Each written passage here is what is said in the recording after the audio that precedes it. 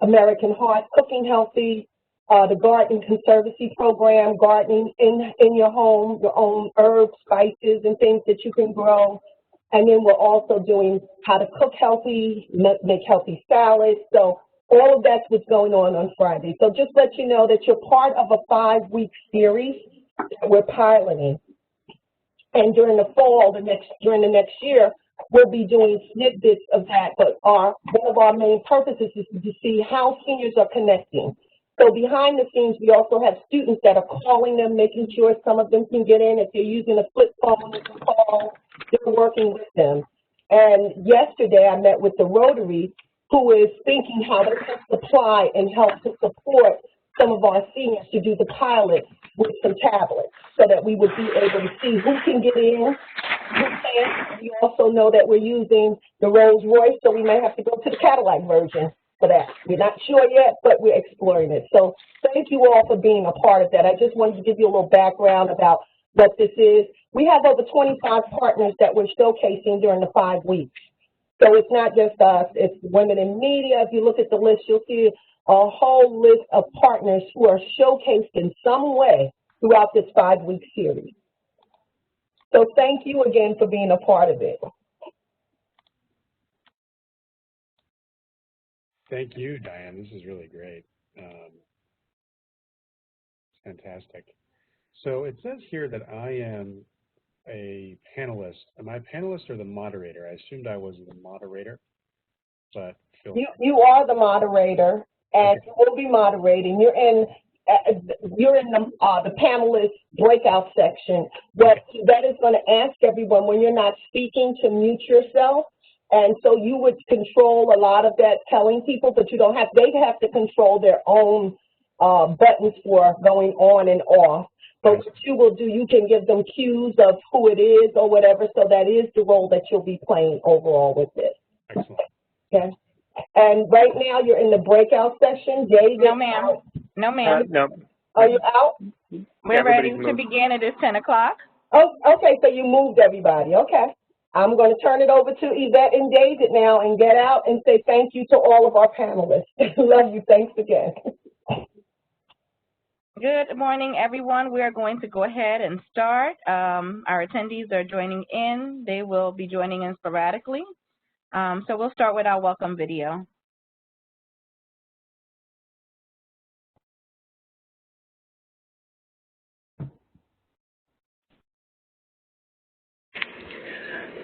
Good afternoon, everyone. This is Dr. Diane Hill, Assistant Chancellor for University Community Partnerships at Rutgers University, Newark. Welcome to our first ever virtual Healthy Living series, Living Your Best Life Virtually. We are so glad that you are joining us today. Living Your Best Life Virtually is a partnership between Rutgers University, Newark, Office of University Community Partnerships, Advocates for Healthy Living Initiative, and partner organizations throughout Greater Newark and New Jersey.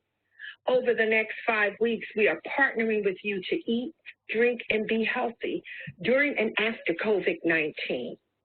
Visit our website to learn about our Monday meditation, motivation, and music, our Wednesday wellness workshops, and our fun, fitness, and food Fridays.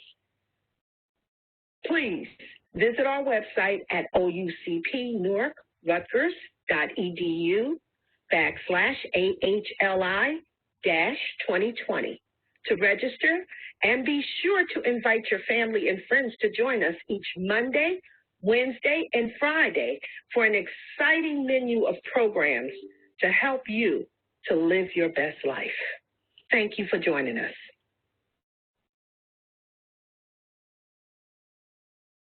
All right, at this time, we'll turn it over to our moderator and panelists.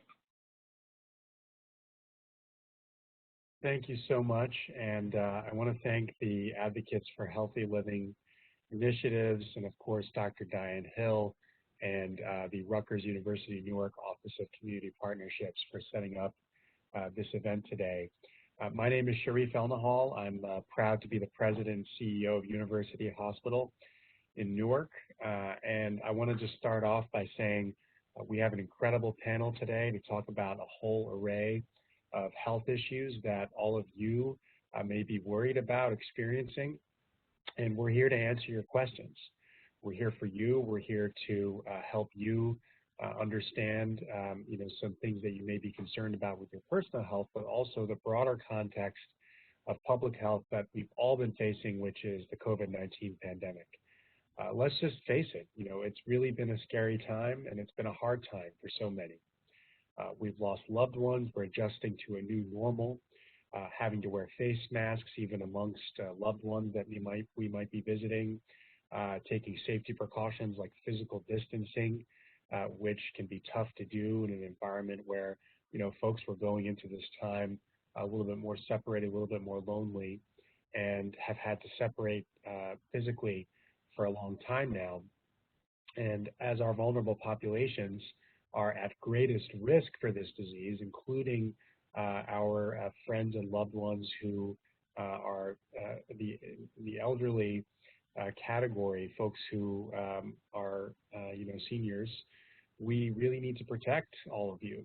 These are folks that are more vulnerable to this virus if they get it, and as a result, we want to make sure that this is the most educated group that we have in the entire population, because the stakes are greatest with the elderly population. We want to make sure, though, that if you're experiencing any issues with your health care, that you're not afraid to come to the hospital if you need to. One thing about University Hospital that is really important to understand is that we've taken so many steps to make sure that you are safe, to make sure the community is safe, and very importantly, our employees are safe. Not only is important just up front to make sure our employees are safe because it's the right thing to do, but our employees are from the community, greater percentages than most hospitals. In fact, we're one of the biggest contributors to Mayor Baraka's Hire Newark initiative. So many of our employees are from the city of Newark and surrounding towns. And folks, if they're protected, are able to spread the right information, are able to make sure that whatever they face inside the hospital doesn't leave with them outside the hospital, including contraction of COVID-19. And keeping our community and employees safe, therefore, is extremely important. How are we doing this? Every single person who enters our building wears a mask. In fact, I always have this mask. The only reason I'm not wearing one now is because I'm in my office, but I always have my mask next to me, because if anybody's in my office, I have my mask on, and as soon as I walk out of my office, I have my mask on. So that's a really important rule that we enforce. We want to make sure everybody's wearing one. We also socially distance. So just last week, we opened up a socially distanced waiting room for all of our clinics at University Hospital. So literally every patient in a waiting room is separated by 6 feet from the next chair. So the only person you're close to if you need it is a caregiver or loved one who may be sitting next to you or maybe standing next to you.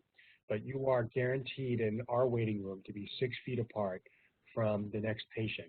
That next patient may have COVID-19, they may not be aware of it, or they may be aware of it. Either way, if everyone's wearing a mask and everyone's socially distanced, the chance that you would contract it just by coming to the campus is very low. We also admit, every patient that we admit to the hospital, we test for COVID-19. So anyone who's positive may not even realize they're positive, are put in a different part of the hospital amongst other positive patients. And those are employees also treating those patients who are dedicated to treating COVID-19 patients with all of the necessary PPE. And the rest of the hospital does not have COVID-19 patients because, again, everybody we admit is tested. We also test everybody before surgery, and we're glad to have surgeon on the panel today. We'll talk about that. Every single patient who comes in for pre-admission testing, or the tests that you do normally before surgery, is tested. And if the test is positive, they get the right care for COVID-19. We don't forget about you, but you can't go into the operating room. You have to delay your procedure until you test negative. So all of these things and more we're doing to protect folks. It's also important to understand that, given that we are a safe place to go if you need health care, you're not delaying care for things that you need it. Unfortunately, we're seeing in Newark that people are delaying calls to 911 even if they're having severe symptoms like chest pain, which could be a heart attack, or severe belly pain, which could be a sign that you need urgent surgery, or sudden loss of motion, weakness, numbness, tingling that's new and sudden. All of that could be a sign of a stroke. All of these things that people would normally be so concerned about that they call 911, we're not seeing folks do that as much as they used to, which is a problem because if you don't get care for some of these emergencies, it could really have a negative effect.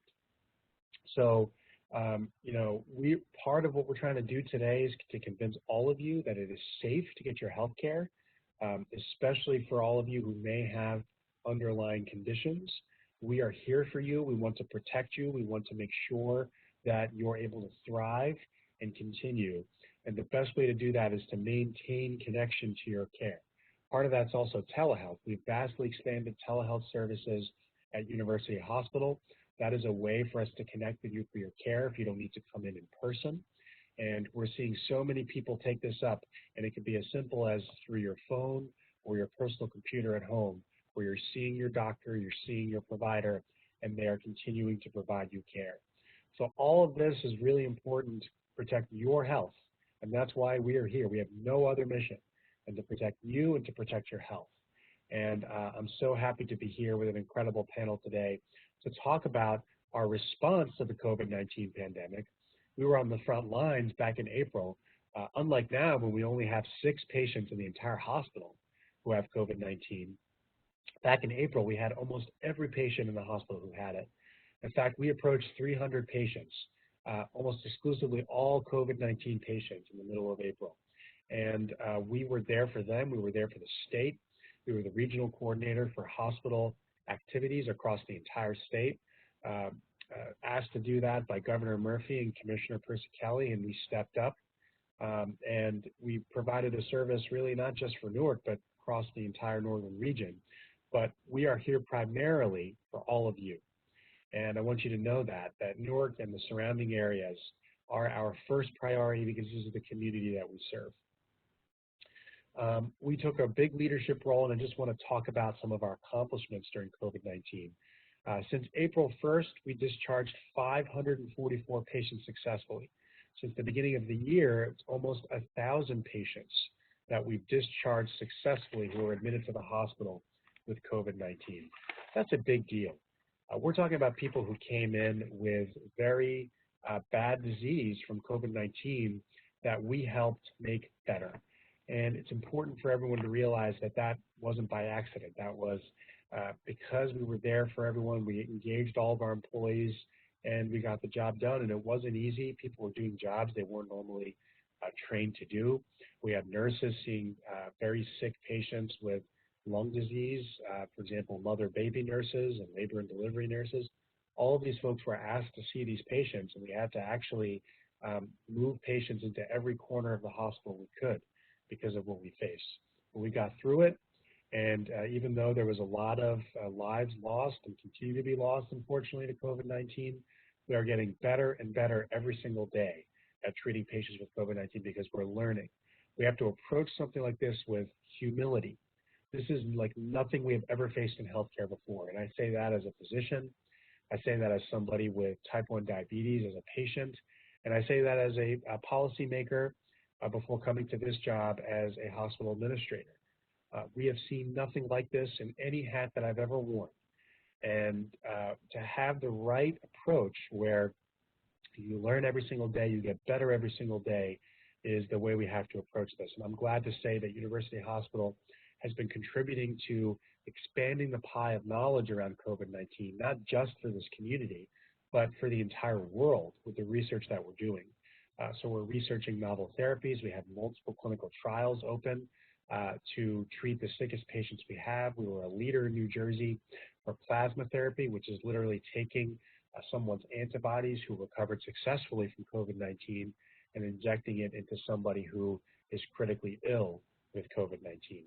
And we treated more patients with plasma than I think any hospital in the region, and we're part of a research study to see if it's effective and should continue to be used. So all of that is to say University Hospital is here for you, your families, and your community, and our doors are open. We are providing care now. We only have 6 patients, as I said, in the hospital with COVID-19. We are roaring back.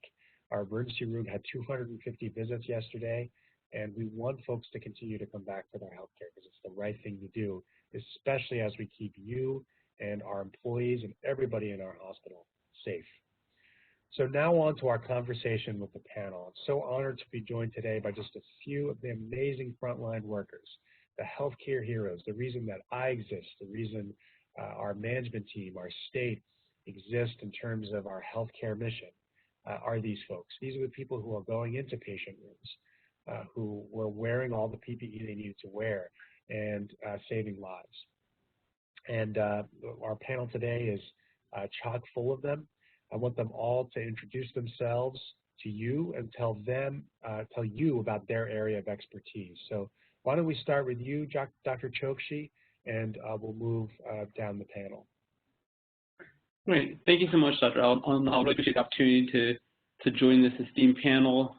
Obviously, thank you to the University Hospital and obviously to Rutgers University as well. And I'm really excited to be here today. What I do is I'm the Chief of Surgical Oncology here. I take care of a lion's share of the cancerous patients, especially with GI oncologic ill issues. I had the opportunity to work with the surge teams during the COVID times. And really, I saw a group of people come together and work together just so incredibly that, all the things that you're saying really resonated very, very well with me about the positivity, about us being able to take care of as many patients in our community at University Hospital. So I'm thankful to be invited here. Thank you. Thank you, Dr. Chokshi, for your leadership and stepping up in roles that you don't normally play to help COVID-19 patients throughout this pandemic. Dr. Pergaman?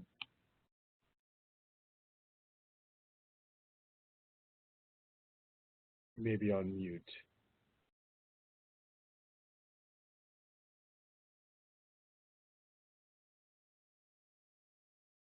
Okay, we'll move on to Dr. Aziz. Good morning, everyone, and thank you, Dr. Nahal, for inviting me to the panel, and thank you for Rutgers and University for the astute work that is done during this pandemic. It was a really interesting time, like you said. I echo everything you said. I am an electrophysiologist, a cardiologist by training, which means I'm a physician who takes care of the electrical abnormality of the heart. As I always say, it's the electrician for the heart to keep your heart ticking normally. Obviously, during the COVID time, it was tough, and we all had to step up. I had to cover the intensive care units, and we've seen a lot of sick people, but with the leadership that we had and the getting together of all the group, we were able to be successful in almost all the cases, and we discharged, as you said, a huge group of patients that have done very, very well. Thank you so much, Dr. Aziz. And you stepped up during the pandemic surge here, but also continue to provide such a critical service for our community with cardiac services and electrophysiology. So look forward to the discussion. Dr. Karma Warren. Good morning. How is everyone doing? Thank you so much for having me. I'm excited to be here with University Hospital and also with Rutgers Newark. I am an emergency medicine physician. I've been here at University Hospital for 14 years. I was in the midst of everything in March and April, and I'm here to tell you that we have won some of the battle here in Newark, and we're excited to have you back. The ER is open, and arms are like this for you to come on back to us here in the ER. We're excited. We're ready for you. Thank you. Thank you so much, Dr. Warren. And we had Dr. Warren actually on a Facebook Live presentation to the entire Newark community recently on emergency services and everything we're doing to encourage folks to come back for their health care. But your leadership and what you did during the pandemic will always be appreciated. So hopefully we won't have to go back there with another surge, but if we do, I know having you at the front lines will make us much better off. So why don't we start with some facilitated questions, and then we'll take questions from all of you toward the end. I want to ask, let's go to Dr. Chokshi first. let's start with the obvious question. From your standpoint, is it safe to come to the hospital? And if you think it's safe, what is making you say that? What are some things that University Hospital is doing? Yeah, I think definitely it's safe right now. I've been resuming surgeries since after the surge, and really there's been no issues at all. We have plenty of PPE that's been available to us. We have very strict safety precautions. All the patients undergo COVID testing before surgery, usually 48 hours prior to make sure that everything's properly coordinated. There's also mandatory testing of the staff who are taking care of critical patients.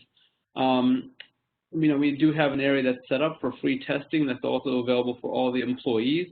So at this point, at least from a surgical standpoint and from an oncologic standpoint, I feel very comfortable with the way things are going.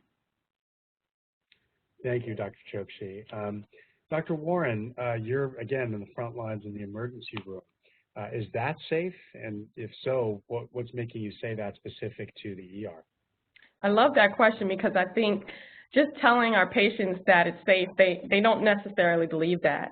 But for us we're there, we're seeing it. I can't even tell you the last time I saw a COVID positive patient, at least weeks ago. And so at this point, what we have in our emergency department are real emergency patients. And so you staying at home and afraid to come in because you think you might get exposed to COVID, don't believe it. We have not had any COVID patients in the emergency department, and we're ready for you to come, especially if we get a patient that's going to surgery like Dr. Chokshi said. We actually test you immediately in the emergency department before they even are whisked off to surgery, and then also before they're admitted. So you will not be mixed in with the COVID positive patients. We are separating that from the beginning and making sure that we're cautious when we admit the patients that are COVID positive. But again, I have not seen a COVID positive patient, and I'm so happy to say that, trust me, because it was a time where every single patient that came into the emergency department was COVID positive. But honestly, right now, I have not seen one. So we are doing well. Continue to wear those masks. Thank you. Yeah, and amen on that, because the masks are so important. And as we've learned more and more, having the general population wear these, in addition, of course, to hospital staff, is important. So, Dr. Pergaman, I think you're back. Would you mind introducing yourself?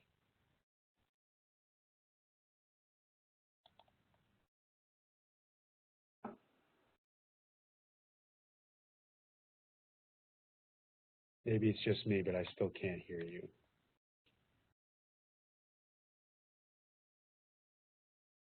Okay. We will continue to work hard to get Dr. Pergaman on, and we'll move forward. So let's move to you, Dr. Aziz.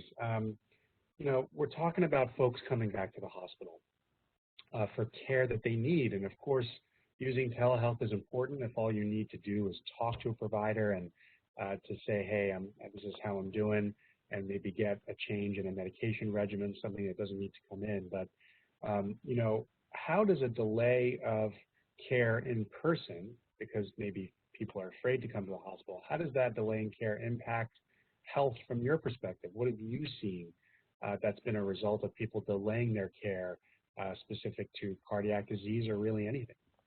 That's a very good question and a very important point at this time, really, because I'm going to be a little bit more specific about cardiology if you don't mind me doing that. We have seen, obviously, a lot of patients who have heart failure, for instance, who have waited too long to see a physician, to be examined by a physician because they were afraid of the COVID. And because of this, it was very detrimental, and they came very, very sick to the hospital afterwards. So we've seen people who needed urgent surgeries, like changing of the battery of the pacemaker. They delayed that because they were afraid of the COVID, and because of this, some of them unfortunately had passing out, for instance, because the pacemaker started to become malfunction because the battery ran out. So it is crucial for a patient to realize that the hospital is very safe now.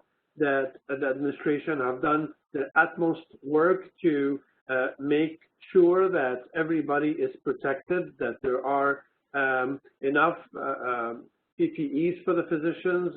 There are temperature checking for every patient coming in, as well as all the staff. And us as physicians, we are prepared and ready. I mean, honestly, I have to tell you that beginning last month, we ramped up our electrophysiology department, and we were able to do up to 50 cases. Everybody was discharged very safely. We have changed our protocol a little bit. Maybe when patient comes, rather than spending the night in the hospital, if it's safe to discharge him the same day after surgery, we started doing this very successfully. So we work with the patient, and we want to make sure that everybody understand that do not delay your health, especially when it comes to your heart. You have chest pain, you have shortness of breath, if you feel dizzy, lightheaded. That's not something that you want to wait for a phone call. This is something that you need to be checked in person with a physician to assure your health and your well-being. Thank you for that really clear example of, someone who may have been afraid to come to the hospital, maybe didn't know the things that we're talking about today about everything we're doing to keep folks safe, and their health was compromised because of it. We don't want that to happen to anybody. That's why we're here. We're making sure through sessions like this that we're getting the word out about everything we're doing to keep you safe, and not getting that care is potentially just as harmful, if not more harmful. So let's try again. I see Dr. Perman's on the message board here. Do you want to introduce yourself? Hi, can you hear me now? Yes. Can you hear me? Perfect. I switched to my camera mic. I'm Kathleen Pergamins. I'm an internal medicine primary care doctor, and I'm very happy to be here and speak with the community.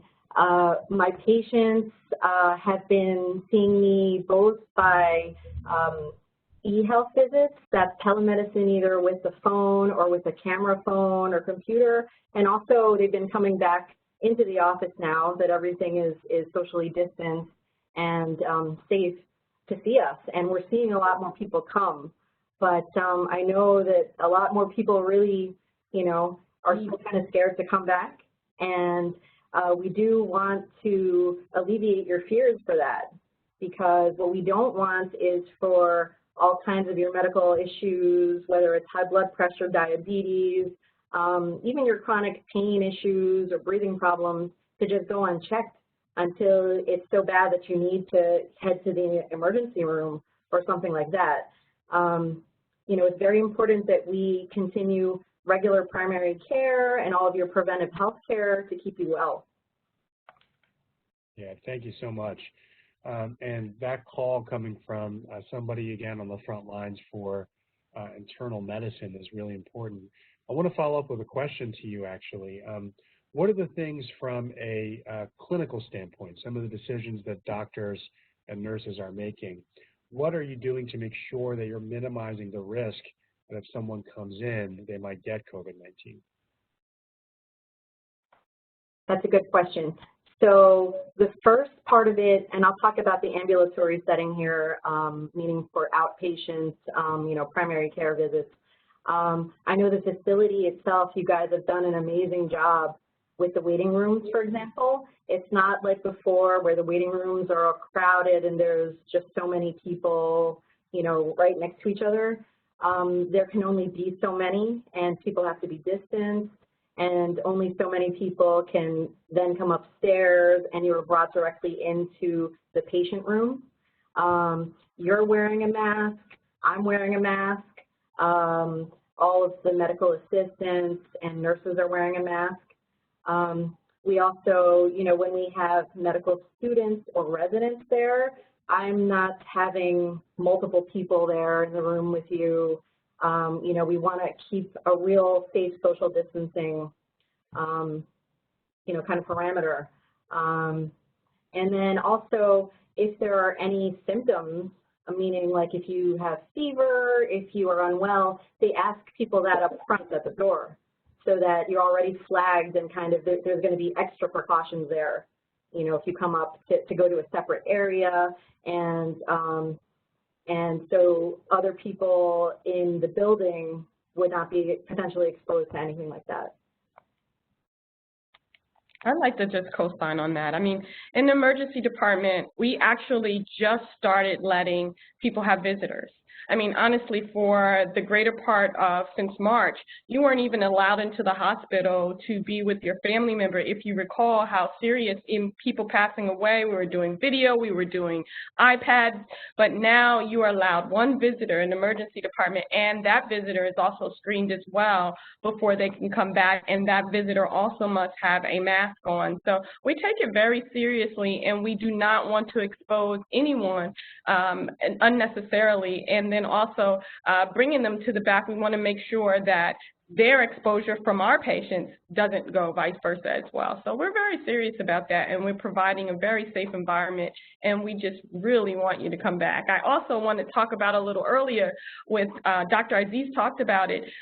These people are staying home, and when we're seeing the resurgence of patients, the volume increasing, these patients are much more acute, meaning they're much more sick. And that means that they've been staying at home a lot longer than they should have. So these signs, they're having chest pain, they're having shortness of breath, they're having cough, they're having fever, are keeping people home versus coming into the ER. And we're begging you, please come back to the ER and don't sit at home and try to treat yourself, or not get your medications refilled, because that's a big thing that I'm seeing a lot in the emergency department is are patients who have not had access to their medications for months. So because they have not been taking their medications, they obviously have an increased risk for having high blood sugar, having problems with their heart. And so, you know, get and seek help if you can immediately. Don't stay at home. Yeah, and thanks to both of you. I mean, you're making me even more confident to walk around here. I mean, it's really just staggering, not just what I think the facility has done, but really every doctor in this place knows the procedures, knows how to keep their patients safe when they come in, and that's important. And, you know, we're bringing two folks in the front line here who just told you some examples of that. And I want to move to you, Dr. Chokshi. You know, from a surgery standpoint, it's not a piece of cake to get surgery anymore from the standpoint of making sure folks don't have COVID-19. We do everything we can to make sure that the surgical environment is safe. So can you describe some ways that we're doing that? Sure. So I think it's a good point, you know, that my colleagues have made, that, you know, we have changed and adjusted ourselves accordingly to make sure we do what's safest for the patient, but also safe for our faculty and our staff. And I think that can't be reiterated enough, because, you know, making sure that the whole community is safe means taking care of the frontline workers as well as taking care of our patients, and now to the point of having family members come in. So it's very important. From a standpoint of surgery, you know, surgery is complicated and it requires a lot of people that are involved with it. So obviously making sure that all the testing is done ahead of time, you know, with COVID testing for the patients was really the biggest thing we could do. You know, we had a lot of patients that, you know, during the time of the COVID surge that had cancer were not able to get treated. And it was really, you know, heartbreaking to have these patients with advanced cancers or who needed surgery to be able to move around their therapies, you know, their chemotherapy regimens, their radiation regimens, and also try to time it perfectly with surgery. The hospital did an outstanding job by leaving one of the ORs specifically as a negative pressure room to be able to say, listen, if there was ever a question about anyone having COVID, they were to use, you know, one of the only rooms that could be used as a negative pressure room to make sure that everything was safe and everything was isolated, which was very important for making the staff feel comfortable as well as for the patients to feel comfortable to come in and have their surgery. So I think a lot of the safeguards have made it possible, but it is complicated. I mean, we do have to contact the patients. We have to make sure that they come in not only for pre-admission testing, but to also have their COVID testing within 2 days before surgery. We have to follow up on all testings, and to be honest with you, you know, and I echo what Dr. Warren was saying. We're seeing many less people that are coming back positive, but, you know, as of last week, we had one of our patients who got tested that was positive, and we had to, unfortunately, push off their surgery for a couple more weeks, get them retested, make sure that everyone's safe before we do what we need to do for them. And I think it's about safety of the community. Thank you for that. And again, very reassuring from surgeon on the front line who does so many procedures for our community. Moving to you, Dr. Aziz, we talked about some of the things that could happen if you delay your care for heart issues. Are you seeing similar procedures in place to keep people safe from COVID for what you do, the types of procedures that you do? And can you describe some of those procedures and what they do for people in the community? Sure. We definitely do the same way that Dr. Trotsky does, which is the testing of the patients 2 days prior to the surgery when they come for our procedures. We follow up with their test, and if any patient is obviously positive, we delay their cases to a later day where we test them again and until they become negative. As far as, of course, and all the staff is tested regularly, and all precautions are being taken by wearing the masks in the operating room as well as in the holding area. Now, as far as the procedures that we do, we do a lot of new innovations really in the Arrhythmia Institute. Particularly taking care of patients with atrial fibrillation, which is an irregular rhythm from the upper chamber of the heart that can really be very detrimental and make people very fatigued and tired and short of breath and can predispose them to stroke. So we are very successful in controlling and managing atrial fibrillation with a success rate close to 90% and preventing it recurrence in most cases. We deal with patients with heart failure. And those patients, we have novel devices that we are actually the only hospital in the state of New Jersey who offer few devices like the impulse dynamic device. These are devices that are made for patients with heart function that is low, around 25%, that actually can boost the heart energy and reconstruct on a molecular level how the muscle works. So it's a really very unique device, and we're very fortunate to have it here at the university. We certainly have management for patients who have sleep apnea. These are the patients who the brain forgets to send signals to their diaphragm to breathe, particularly the heart failure patients. We implant devices called the Remedy system. Again, we're the only site in the state of New Jersey who does that. So as you can see, there's a lot of innovations that we're bringing here in University Hospital, and we are ready to recruit patients. We have a lot of studies, international studies that we are part of, that we are, again, the only site that does that in the state. We deal also with patients who have slow heart rates that require pacemakers, and nowadays we implant what we call a leadless pacemaker. This is a teeny little capsule that actually can sit in the ventricle and then can pace the patient without surgeries, without cuts, without having a big lumpy thing in the chest like the old pacemakers, with a battery that lasts up to 15 years. So I encourage anybody who feels fatigued or short of breath or just tired. It's not your old age. It's maybe you need some assistance in the ticker to fix it up and maybe get you back on shape and have you do the things that you like to do. Thank you. It's just really an honor to have so many of these advanced procedures here at University Hospital, and we're very proud of that, and I appreciate your leadership there, Dr. Aziz. Let's move to you, Dr. Warren. You mentioned that you're seeing delay in calls to 911. In what situations is it really important to reinforce to the community about when it's important to call 911? Can you just give some examples of that? Sure. I think a little was mentioned earlier, but I think it's important to call 911 when you're starting to have chest pain. A chest pain that's not being relieved, it's continuing, you're feeling short of breath with that chest pain as well. If you're having a change in mental status, maybe more not confusion, not really understanding what's going on. If you're showing signs of a stroke, maybe you're having some weakness on one side of the body, a little bit of facial droop as well. Also, something as simple as like abdominal pain that you may think may be very simple may be something that's very big. So if the abdominal pain is becoming worse, you should call 911 and bring yourself to be evaluated. That could also not only just be pneumonia, but it could also be something that is involved with the heart as well.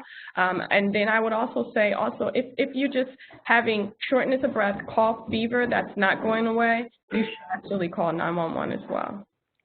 Thank you. Yeah, it's important to really, especially if those symptoms, but really any concern that you have, calling 911 about your health can only be helpful. Yeah, I mean, it's better to come and for us to say that it's nothing than you to sit at home and to have your own analysis of what you think is going on, and it's probably nothing. Oh, it's just gas. Oh, I'm just having a little indigestion, and you're actually having a heart attack, especially if you're female. I want you to call immediately. Yeah, and that's not an exaggeration. That does happen. And unfortunately, it's happening more in the COVID-19 era. So really just making sure folks are aware of these risks. Dr. Hardiman, talking about people still maintaining their care, your vantage point as a primary care doctor, how important is regular monitoring of chronic diseases that someone has? So the long-term conditions, like I have diabetes, but also high blood pressure as one example, and others that you help your patients through.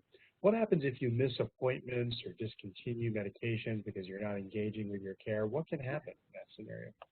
So lots of bad things can happen if, for whatever reason, if the refills run out and you are unable to get refills, or if you feel like, I feel pretty well, I don't feel terrible, so maybe I don't need to take stuff.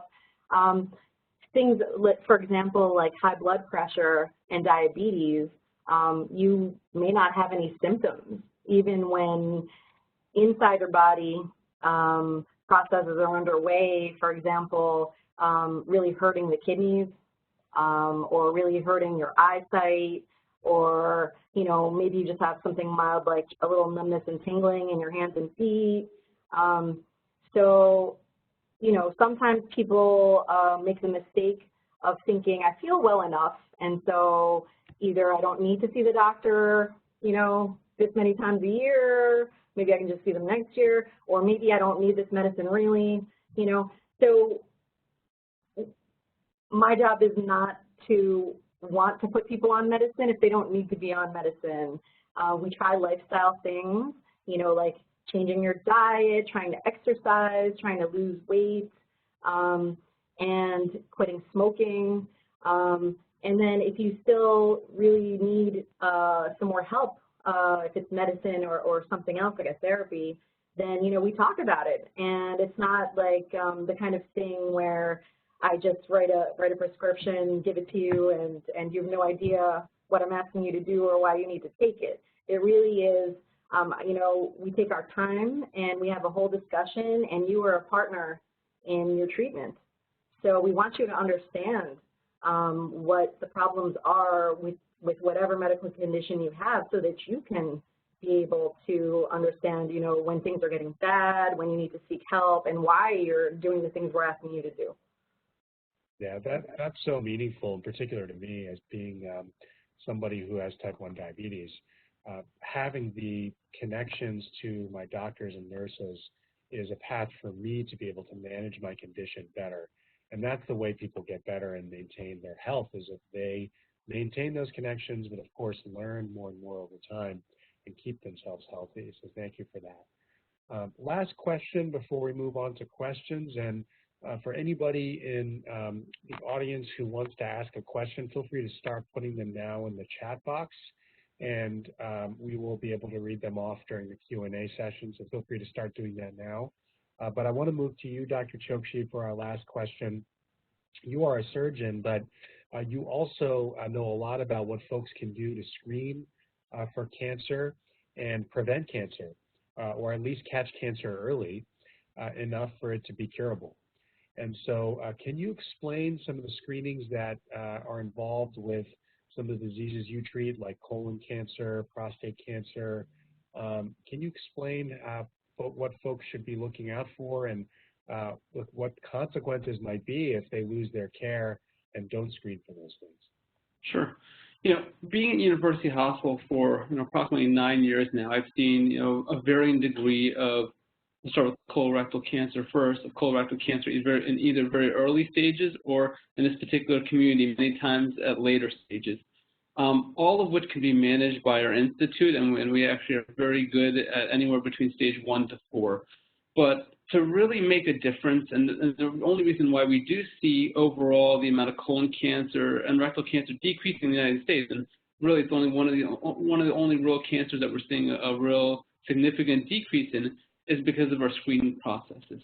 Our screening processes are not only to identify the cancers, but also they're therapeutic as well. We find early polyps. We find polyps that could be precancers. We remove them at that time. So the importance of screening, especially for colorectal cancer, it just cannot be minimized.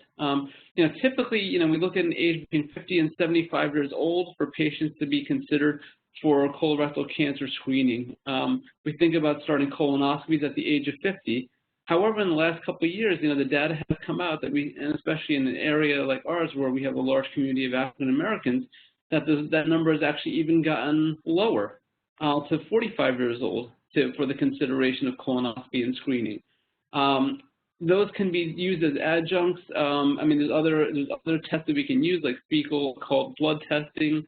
But really, for our patient population and for people, you must get your colonoscopy. You have to make sure you follow up with your primary cares, like Dr. Pergament, who will send you over to your gastroenterologist and who will make sure that they can do things.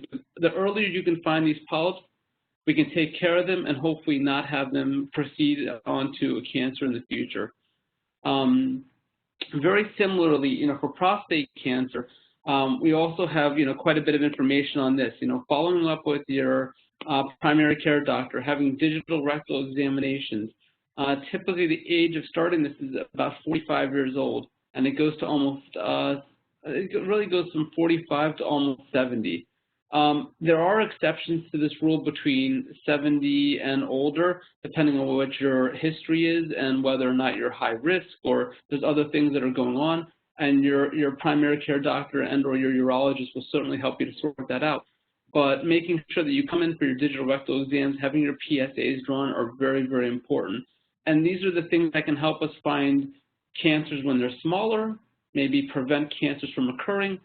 As my old boss used to say, you'd rather, do a big operation for a small tumor, an early tumor, but then you can really save lives rather than doing a huge operation on a huge tumor where you may not get the same benefit. And I think about those words every single day when we see our patients and think about how to get them better.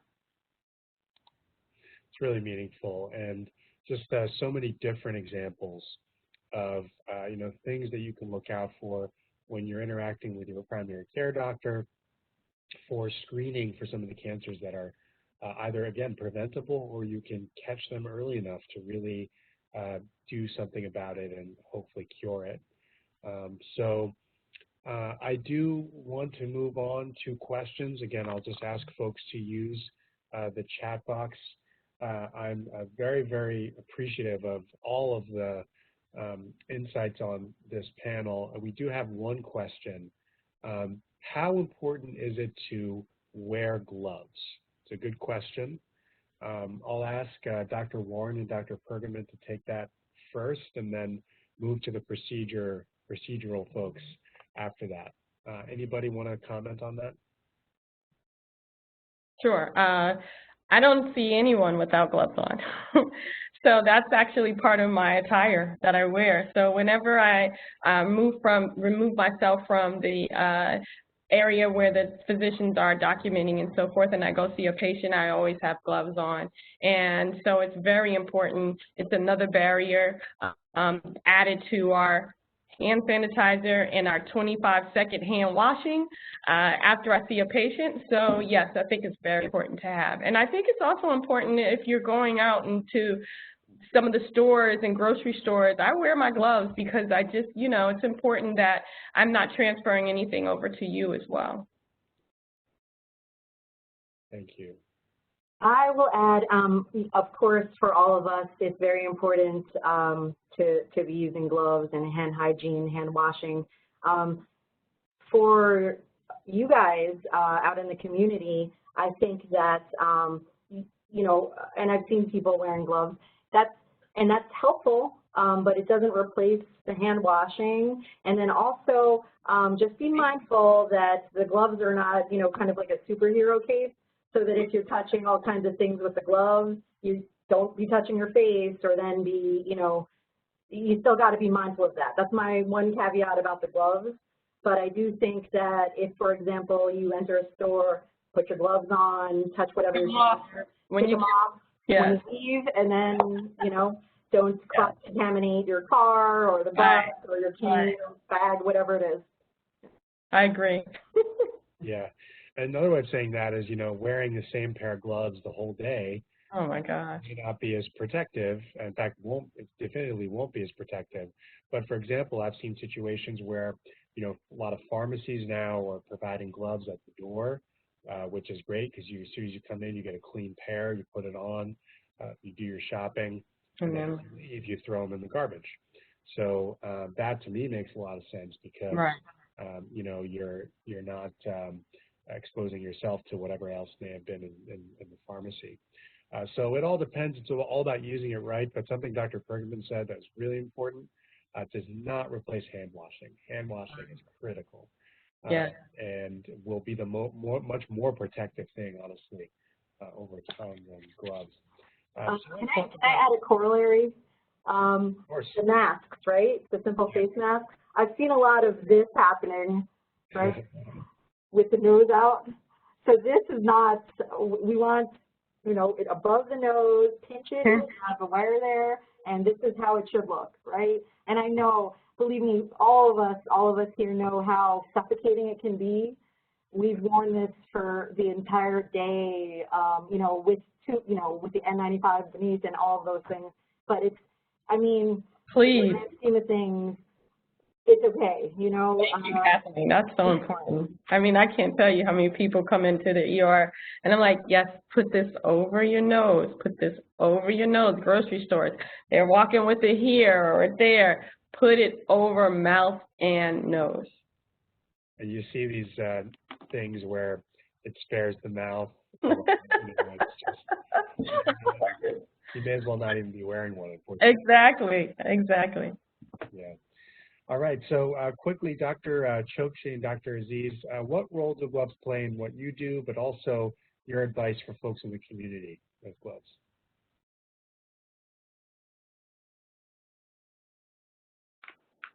Okay, I guess I'll start. Well, I also agree with everybody about wearing the masks, and I echo Kathleen about the gloves. I see a lot of people wearing the gloves and touching everything around and stuff like that. I honestly carry something like this in my hand, which is my hand sanitizer. I put it in my pocket, and whatever I touch, I constantly just clean my hands. And I told this to everybody around me, so I actually bought them boxes of this so everybody have it in their pocket. My small little advice is, please do not delay care. If you feel any symptoms whatsoever, shortness of breath, cough, lightheadedness, dizziness, near passing out, fluttering in the chest, palpitations, don't say that this is indigestion. No, don't say this is my nice burger that I had for dinner. No, it's not. You know, it's better to check it out. And we are here, we're open, we're ready, and trust me, you will be in a very good hand and very safe, and you're not going to get infected in this way. I would like to just add on one thing to what Dr. Aziz, Dr. Warren, and Dr. Pergman said, which I think is very important. You know, I think we have to respect everyone by making sure we wear our masks. Even if you don't feel sick, even if you're not worried about catching something, respect everyone who you work with, everyone you come across when you're outside of your house.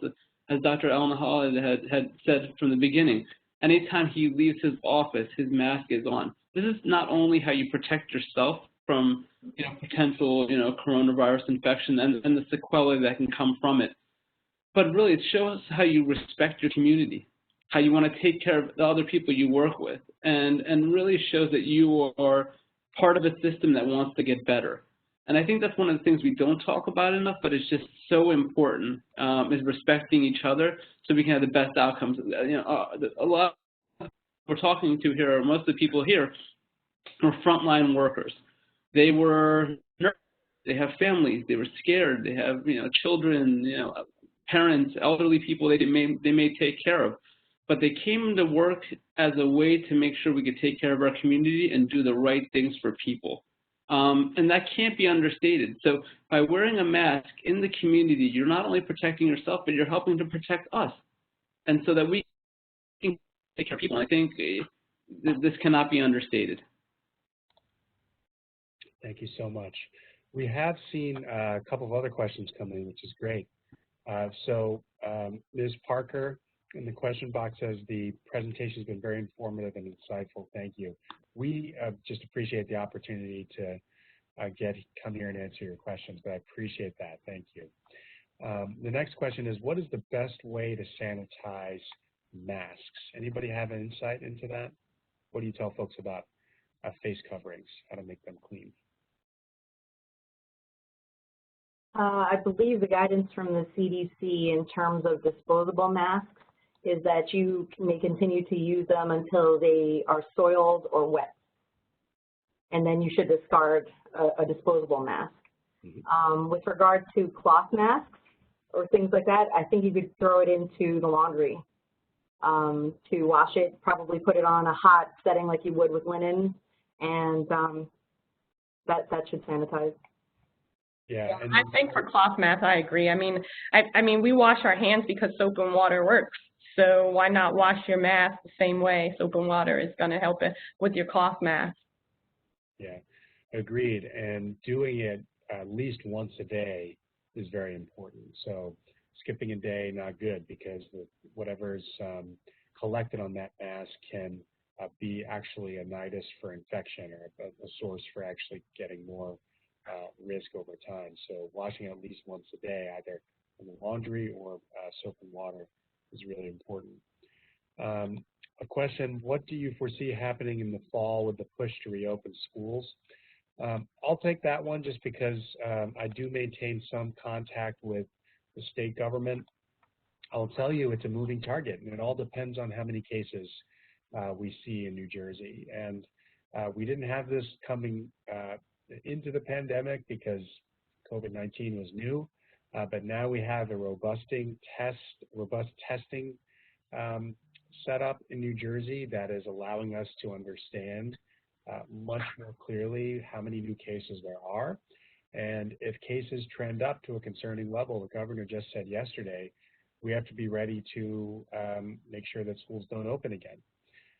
And that all depends on how well all of us take the precautions that are being asked for. When you're out, socially distance, wear a mask. And if folks do that, and if businesses are set up in the right way, we just talked about hospitals doing the same in terms of making sure social distancing is there, providing masks, providing hand sanitizer, washing your hands. If folks do everything they need to do, then it's possible that, of course, we will see schools opening, but that all depends on the data. The data about how bad the pandemic is in New Jersey will depend on that. And that's the principle-based leadership I think we have in New Jersey. Yeah, I just want to say I agree with Dr. Allen. I think understanding that this is a fluid process and this is all very new, and we have a great government that's looking at that science. Although we have some that aren't looking at science, they're looking at the science and realizing it may not be prudent to open our schools. And so they're looking at it and making sure that they're making the right decisions. And it's up to us to help on our part in realizing that it's not over and to be ready for the fall. And I think a lot of schools, especially Rutgers and Newark, is also looking at that and making sure that their students are going to be safe. And so those decisions will be made based on how we as a people do our part. Amen. Well said. That's exactly the message we want to convey. An interesting question, is there any truth that mask wearing can be dangerous for health regarding carbon dioxide? Or in other words, are there some conditions that people may have where wearing a mask is not a good idea? It's a good question. Anybody want to take that? I don't want to dominate, but I don't agree with that. I think I've seen some of the posts where there's been a video where someone says, oh, my doctor told me I can't wear a mask because of some medical condition, and that's just a bunch of hokey stuff. I mean, you need to wear a mask. I know it's uncomfortable, and I know you feel like you can't breathe, but there's no literature to state that there's been an increased carbon dioxide level in the body. It does feel uncomfortable. I tell you, I hated wearing it the whole time I had it, but there is no medical condition that precedes you from wearing the mask. 100% agree. You know. Yeah, it's let's say, for example, that you require home oxygen, or you require oxygen when you're out of the house.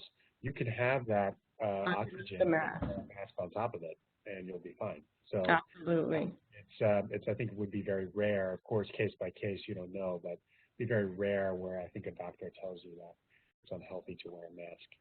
I mean, unless you're walking around with a nebulizer machine and spewing out the disease, which I doubt, put the mask on, please. Please, I'm begging you, wear the mask. Thank you. So we do have to end. We're right about closing, 10:59.